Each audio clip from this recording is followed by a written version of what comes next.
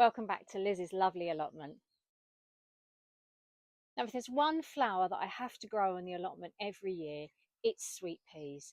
They are so beautiful. They come in many different colours. They have scented ones. Some you can put in hanging baskets. And I've tried my sweet peas for the first time two different ways. I tried them at the end of last year, which are the ones that are behind me, looking super healthy, and they'll be going in first. And then I've also started off a load a couple of weeks ago for some later colour.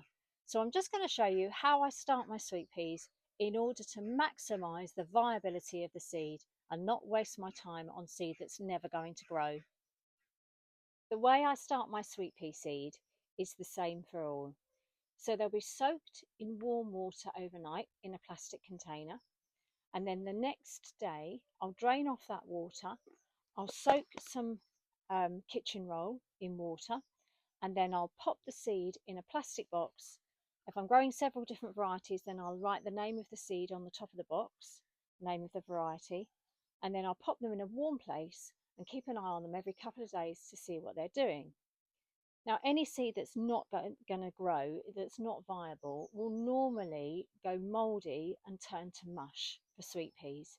And I've got one that's done exactly that I'm going to show you in a second. But the viable seed will sprout, and you'll get a little root starting to come out, and in a couple of days time you'll start getting a stem as well, and you know that that seed is much more likely to grow into a beautiful sweet pea than any of the others that have just turned to mush. So it just gives you a fighting chance of getting viable seed in the ground rather than waiting for seed that's never going to do anything. It's just going to rot and turn into mush. And there's nothing worse for me for waiting for a pot, checking it every day to see whether that little stem has come through the surface, and then find that nothing happens. It's a disappointment.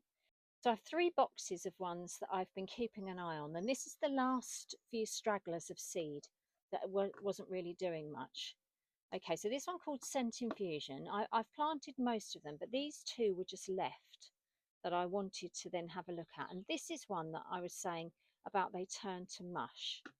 So when this one, it broke its seed case, but nothing sprouted. And when I picked it up in my fingers, you could feel it was soft and it's just squishy. It's never going to grow into anything.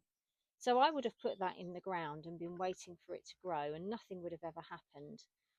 This last seed here hasn't even broken its seed case. It's still quite firm. So I am going to give it a little bit longer indoors to see whether that turns into anything. Now let's have a quick look at this one.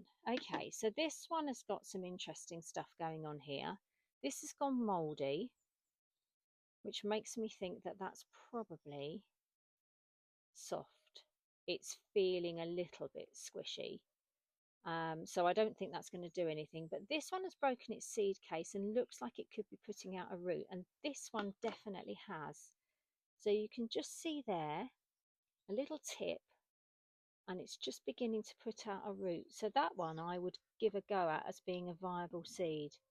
As I said, this is the last of the stragglers. I've had good success, but these were the last few that have just taken a little bit of time. Now in here we've got an example. There's one that's covered in sort of like a fungus that I think will probably not do anything. It's getting, yeah, that's soft. If I push that, that's just popped out and done nothing. So I think that seed probably was never going to do anything. It may have done. There's a tiny little bit of root there, but anyway, I've just ruined that. Never mind. But this one is looking like it could be a viable seed.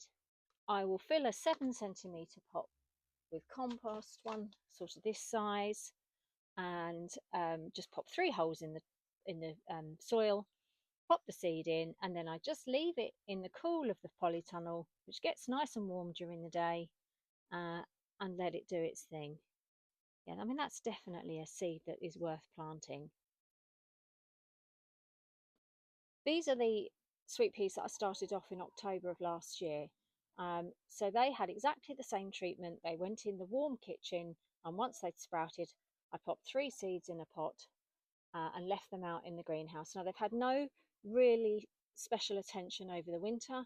I had covered them in bubble wrap when the temperatures were looking particularly cold, but apart from that, they've had very little water, and I've really not given them much attention. But they're looking beautiful. I gave them a trim the other day, so just take them down a little bit to encourage them to bush. But they're looking nice and healthy, and they can go in when the last of the frosts are finished. And these ones over here are the ones that I potted up the other day, having sprouted them in the kitchen. Most of them are showing no signs of anything yet, but this one over here, got a little green shoot coming through there. So I know that that seed is going to give me some sweet peas.